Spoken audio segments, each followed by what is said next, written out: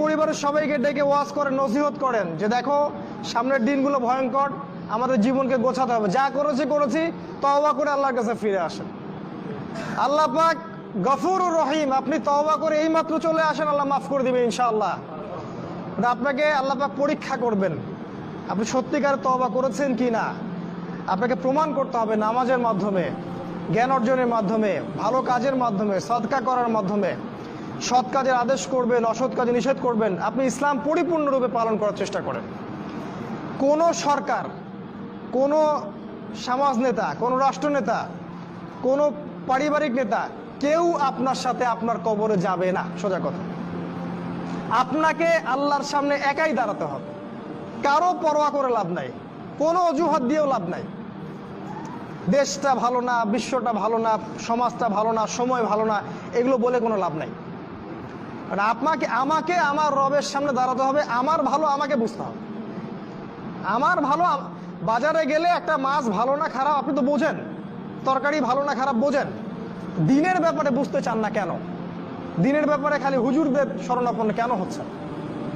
পড়াশোনা করেন, আমল করেন, আমল বাড়িয়ে দেন।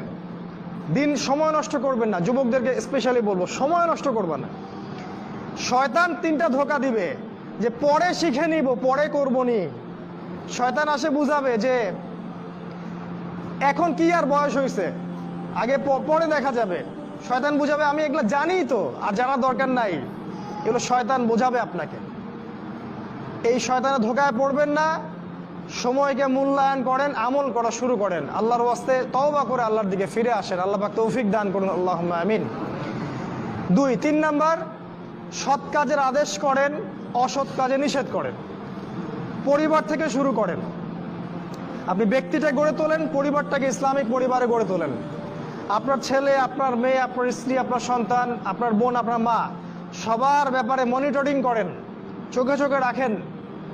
আপনি জানেন না আপনার ছেলেটা অনেক আগেই জেনাকারী হয়ে গেছে, আপনি টের পান নাই। ছেলের হাতে স্মার্টফোন তুলে দিয়েছেন, ছেলে গোপনে গোপনে 10টা প্রেম করে, আপনি জানেন না। ও দুধ খায় না এখন, আপনি মনে করছেন যে ও দুধ খায়। ও অনেক ম্যাচিউরড হয়ে গেছে। আপনার মেয়েকে দেখে মনে হয় খুব পর্দা করে, দেখেন ভিতরে ভিতরে কোনো ছেলের সাথে সম্পর্ক তৈরি করে ফেলছে। অনেক ঘটনা ঘটে যায়, আমরা সরল মনে অনেক কিছু করি। আপনার ওয়াইফকে দেখেন, আপনি যখন বাসায় থাকেন না, কি করে না করে মনিটরিং করেন। টিভি বন্ধ করে দেন, সিরিয়াল টিরিয়াল বন্ধ করেন। এমন কারোর সাথে মিশতে দিবেন না যে আপনার ছেলেকে, আপনার মেয়েকে, আপনার বোনকে, আপনার মাকে বিপথে নিয়ে যাবে। কঠোর হন পরিবারের উপরে, কারণ আপনাকে আল্লাহ পাক আপনার পরিবার সম্পর্কে জিজ্ঞাসাবাদ করবেন, অবশ্যই জিজ্ঞাসা করবেন। বিশ্বাস করেন আল্লাহ পাক কিয়ামতের মাঠে আপনাকে আপনার পরিবার সম্পর্কে জবাবদিহি করাবেন প্রত্যেকটা বিষয়। আপনি দাওয়াত দেন, চেষ্টা করেন, তারপরে যদি ছেলে বেলাইনে যায় সেটা তার ব্যাপার, ওর হিসাব ও দিবে। নূহ আলাইহিস সালামের ছেলে কাফের হয়ে গেছে, ওর হিসাব ও দিবে, সেটা আলাদা। কিন্তু আমাকে আমার চেষ্টা করতে হবে। পরিবার গড়ে তোলেন, সৎ কাজের আদেশ করেন, অসৎ কাজে নিষেধ করেন। 4, এই যে কোরআন এবং সুন্নাহর দাওয়াতটা পৌঁছে দেন মানুষের কাছে। দাওয়াতেই কাজ করেন ভাই, সময় নষ্ট করেন না। আপনি যে দল করেন বা যে সংগঠন করেন বা যে মাযহাব, যে তরিকায় থাকেন, আমার তাতে কোনো আপত্তি নাই, কিন্তু কোরআন সুন্নাহর দাওয়াতটা মানুষের কাছে প্রচার করেন। মূল বিষয়ে কোনো পার্থক্য নাই। এই দাওয়াত দেওয়ার সময় সাম্প্রদায়িক হবেন না। সবাই আমার দলে আসো, আমার দলে ফর্ম পূরণ করো, না হলে দাওয়াত হচ্ছে না, এমন দাওয়াতের দরকার নেই। মানুষকে ইসলামের দাওয়াত দেন, আল্লাহর দিকে ডাকেন, কোরআনের দিকে ডাকেন, সুন্নাহর দিকে ডাকেন, দেখবেন সমাজে একটা সাম্য চলে আসবে ইনশাআল্লাহ। দাওয়াতি কাজ করেন, বেশি বেশি কোরআন সুন্নাহর দাওয়াতি কাজ করেন। 5 নাম্বার, অর্থ সম্পদ যা আছে এগুলোকে কাগজের টাকায় রেখে দিবেন না, আমার নসিহত। হয়তো বুঝতে পারছেন না, মাথার উপর দিয়ে যাচ্ছে কথা, কিন্তু পরে বুঝবেন। টাকা পয়সা যা আছে এগুলোকে ব্যাংকে কাগজের টাকার মধ্যে রেখে দিবেন না, কারণ কাগজের টাকা সামনে আর থাকবে না। লিখে রাখেন, কয়েক বছর পরে দেখতে পারবেন সমস্ত টাকা হয়ে যাবে ইলেকট্রনিক। খালি পাঠাবেন ইলেকট্রনিক মানি, মানে আপনি টাকা ধরতেও পারবেন না, পকেটে রাখতেও পারবেন না, খালি জানবেন আমার অ্যাকাউন্টে এত টাকা আছে। এই পুরো ব্যাংকিং সিস্টেমটা পড়ে যাবে, থাকবে না। বিশ্বাস না হলে লিখে রাখতে পারেন, এই পুরো ব্যাংকিং সিস্টেম পড়ে যাবে, কাগজের টাকা থাকবে না। কি করবেন তাহলে? আপনি আপনার সম্পদটাকে সোনায় রূপান্তর করেন, কিছু সোনা করে রাখেন, জমায় রাখেন, রূপায় কনভার্ট করেন। এগুলোর দাম কখনো কমবে না।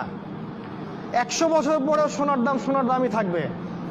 তো 10 বছর পর আপনার 10 লাখ টাকার মান 10 লাখ টাকা থাকবে না, দাম পড়ে যাবে, আপনি সম্পত্তি হারাবেন।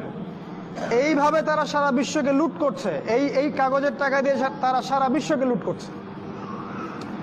এটা বুঝবেন না, পরে বুঝবেন। আচ্ছা, শুনে রাখেন। আর কি করতে পারেন? গবাদি পশু ব্যবসায় ইনভেস্ট করেন। আরেকটা কাজ করতে পারেন, জমি কিনে রাখতে পারেন, এটা ভালো জিনিস। এই জিনিসগুলোতে টাকা কনভার্ট করেন। শেষ জামানায় আপনার কাগজের টাকা থাকবে না, আপনি ক্ষতিগ্রস্ত হবেন। এখন টাকা যদি জমায় রাখেন, শেষ জামানায় আপনি ক্ষতিগ্রস্ত হবেন। আমি অর্থনীতি নিয়ে যথেষ্ট পড়েছি, আলহামদুলিল্লাহ, পড়েই কথাগুলো আপনাকে বলছি। আর কি করবেন? যদি সম্ভব হয়, শহর, আপনারা তো গ্রামেই থাকেন মাশাআল্লাহ, শহরে যারা থাকে তাদের উদ্দেশ্যে বেশি বলছি এটা, কারণ এটা অনলাইনে যাবে। শহর কেন্দ্রিক জীবন ব্যবস্থা ত্যাগ করতে হবে।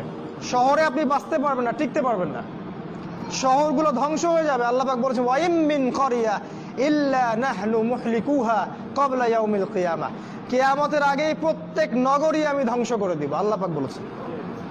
শহর থাকবে না, প্রত্যন্ত জায়গায় চলে যাওয়ার চেষ্টা করেন, গ্রামের বাসা ওইদিকে প্রজেক্ট করেন, ছোট ছোট মুসলিম কলোনি করে গড়ে তুলতে হবে। এই কাজগুলো করতে পারেন। আর কিছু করতে পারেন, শারীরিক প্রস্তুতি নেন। ফিজিক্যালি, যুবকদেরকে বলবো, ফিজিক্যালি প্রস্তুতি নেন, ব্যায়াম করেন, ভালো খাবার খান, নিয়মতান্ত্রিক জীবনযাপন করেন, এলোমেলো জীবনযাপন করবেন না। আর নিয়মতান্ত্রিক জীবনযাপন করার সবচেয়ে উসওয়াতুল হাসানা হচ্ছে রাসূলুল্লাহ সাল্লাল্লাহু আলাইহি ওয়াসাল্লাম। উনার সুন্নাহ মাফিক জীবনযাপন করেন, আপনি ভালো থাকবেন। কারণ সামনের দিনগুলোতে আরো ফিতনা বাড়বে, এবং আমাদের এই যুব সমাজের এবং তার পরবর্তী প্রজন্মের শারীরিক অবস্থাকে নষ্ট করে দেওয়ার জন্যে অগণিত খাবার বাজারে ছেড়ে দেওয়া হয়েছে, যেগুলোর মধ্য দিয়ে অসুস্থ হয়ে যাবে। তাই রাসূলের পদ্ধতি অনুযায়ী জীবনযাপন করেন, ভালো খান, ফ্রেশ জিনিস খান, ব্যায়াম করেন, শারীরিক প্রিপারেশন নেন, আপনি ভালো থাকবেন ইনশাআল্লাহ। এই কাজগুলো আপনাকে ইনশাআল্লাহ শেষ জামানায় বাঁচতে সাহায্য করবে। আর সর্বশেষ যেটা নাসিহা, সেটা হলো যে ইসলামের জন্যে, ইসলামকে ভালোবেসে, আপনার জান থাকলে জান দিয়ে, মাল থাকলে মাল দিয়ে, সময় থাকলে সময় দিয়ে, শ্রম দিতে পারেন শ্রম দিয়ে, বা মেধা আছে মেধা দিয়ে দ্বীনের জন্য কিছু করেন, দ্বীনের কোনো খেদমত করে যান। এই কাজগুলো পরকালে আপনার জন্য সদকায়ে জারিয়ার মাধ্যম হবে ইনশাআল্লাহ। কারণ মানুষ যখন মারা যাবে, তার আমলনামা বন্ধ হয়ে যাবে, সাদাকায়ে জারিয়া খোলা থাকবে, নেক সন্তান খোলা থাকবে, এবং যে জ্ঞান আপনি মানুষকে শিক্ষা দিচ্ছেন, উপকারী জ্ঞান, সেটা আপনি কবরে শুয়ে শুয়ে পাবেন ইনশাল্লাহ। তাই ইসলামের জন্য আপনার জান, আপনার মাল, আপনার সময়, শ্রমগুলোকে ব্যয় করুন। আল্লাহ পাক আমাদের সবাইকে দ্বীনের জন্য কাজ করার তৌফিক দান করুন, আল্লাহুম্মা আমিন। এবং শেষ জামানাকে বোঝার এবং পড়াশোনা করার তৌফিক দান করুন। সামনের দিনগুলোর জন্য প্রস্তুতি নেওয়ার তৌফিক দান করুন, এবং যেভাবে পদক্ষেপ নিলে আমরা সারভাইভ করতে পারবো, ভালো থাকবো, বা ফিতনা মুক্ত পরিবেশে বেঁচে থাকতে পারবো, ঈমান আমল হেফাজত করতে পারবো, সেগুলো আল্লাহ পাক করার আমাদেরকে তৌফিক দান করুন।